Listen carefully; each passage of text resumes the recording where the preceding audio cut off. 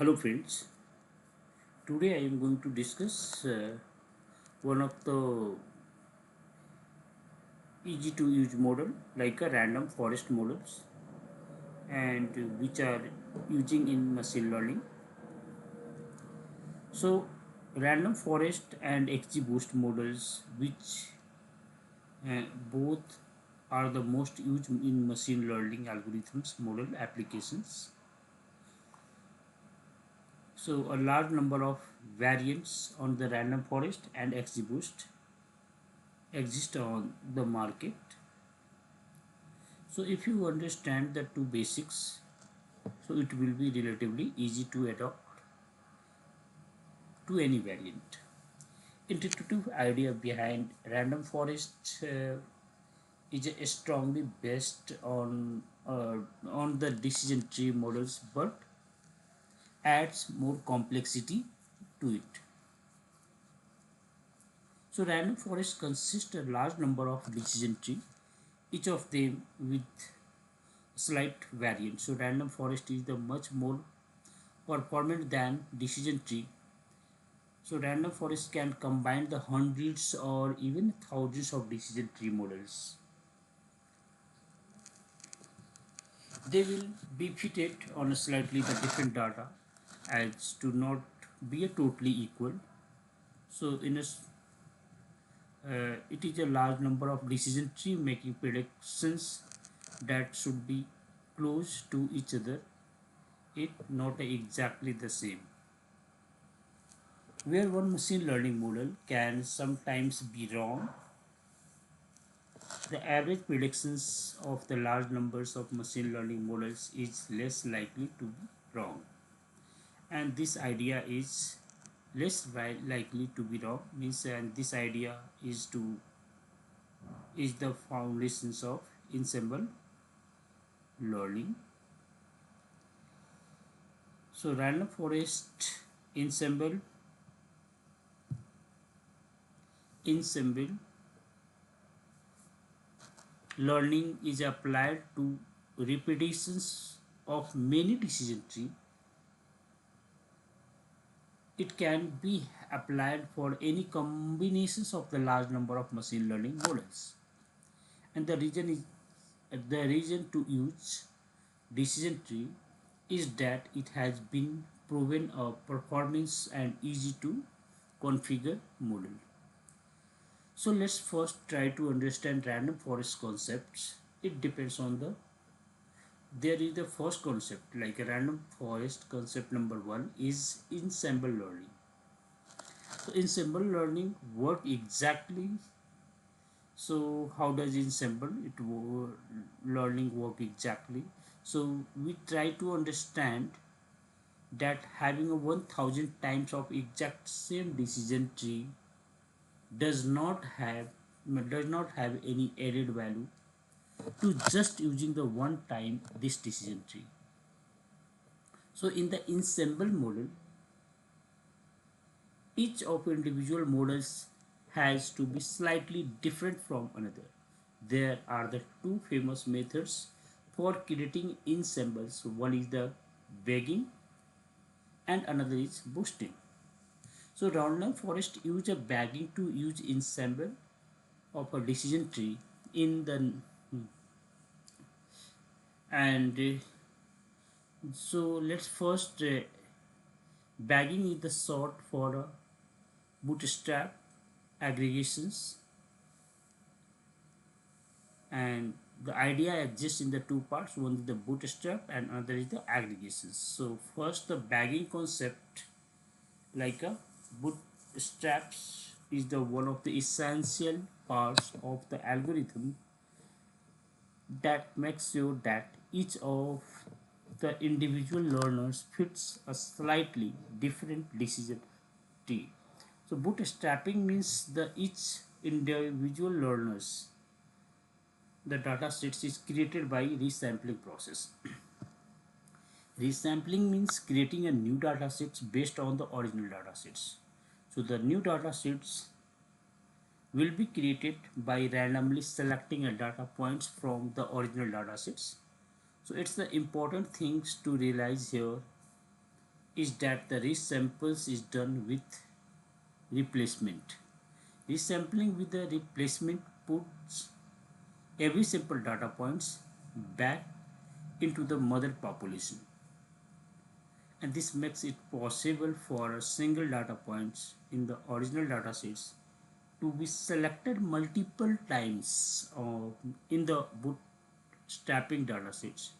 There will be also like a data points like a original data sets are not selected for a bootstrapping data sets.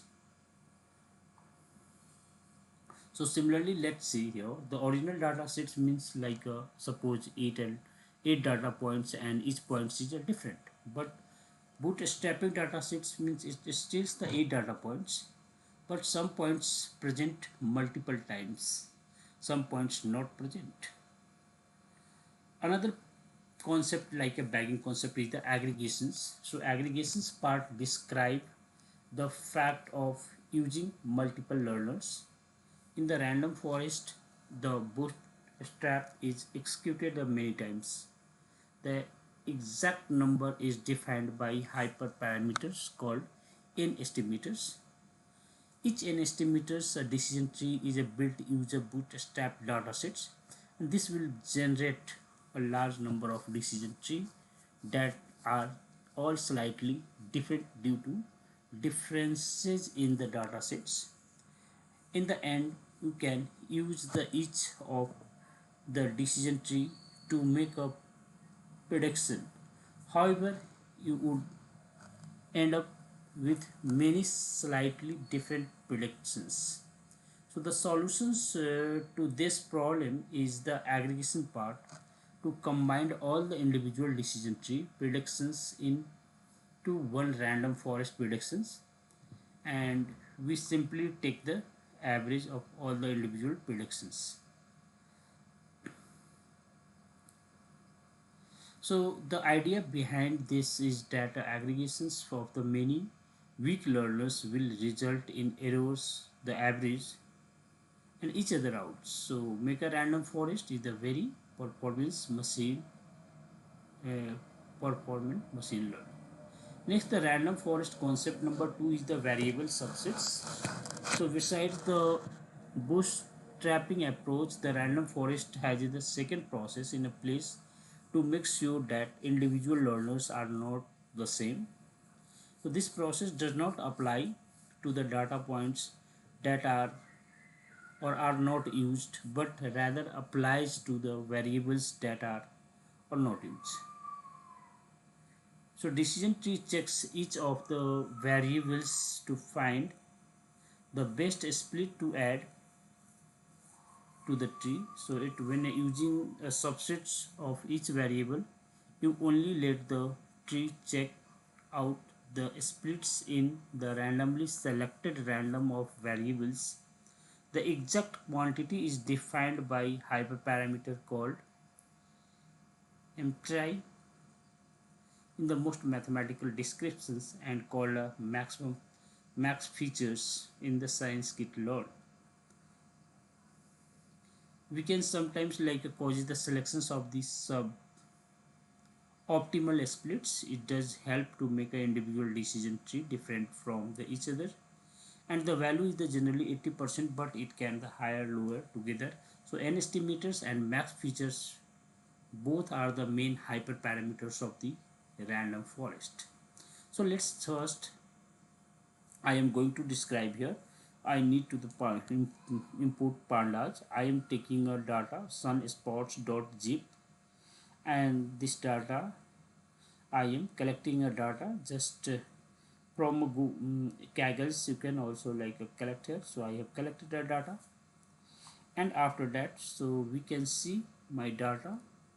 Now it's necessary to add some feature engineering. So let's add the variables year and month. So let's see here in this data is look like this way, but I am going to the convert here the data ilux, so I can remove this one. So only the first and second column I have taken. Now the I am converting this data we are using the to add the some feature engineering. So let's add the variable year and month to the account for seasonality, and lagged variations versions of to the target variable for the past 12 months. So you could see here the date, year and month. So the task expected the harder, and so let's see, we can create. So adding the a year or a lag. So lag 1, lag 2, these are the monthly mean totals on sports. And similarly, just now we have got the data sets. Let's the train test split. So first I am creating data in the date, month, year and months, and now I am adding the lags. So there are 12 lags, and now create the x and y objects like a dependent and independent variables, and I am using the drop ana methods to remove my null rows, and create a train test split method from sklearn.model underscore selection import train underscore test underscore split xtrain xtest ytrain ytest train underscore test underscore split and xy test size. I am taking the only the 10%. So random state 1 2 3 4 5 shuffle this false, and from sklearn dot ensemble input random forest regressors, and we are using the alias like a my rf underscore rf like this, and then my underscore rf fit xtrain and ytrain forecasting my underscore rf predict like a xtest, and from sklearn matrices import r square and r square scores list like a y-test and forecast here. So we have gotten here like the 87%. So you will obtain r square score like a prediction is the 87%. So let's see, it's a great results. And just after that I am using a grid search on the two main hyperparameters of the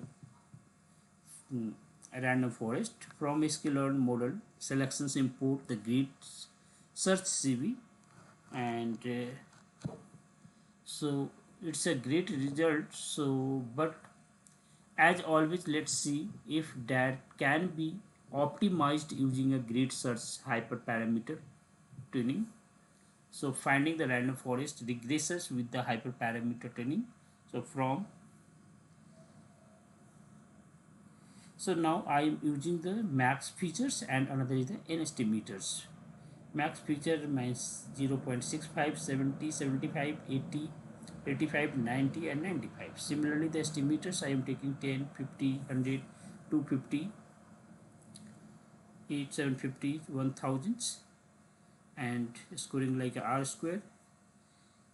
And then we will see here, so we will obtain the r square like it is improving very slightly. It's better than the default versions.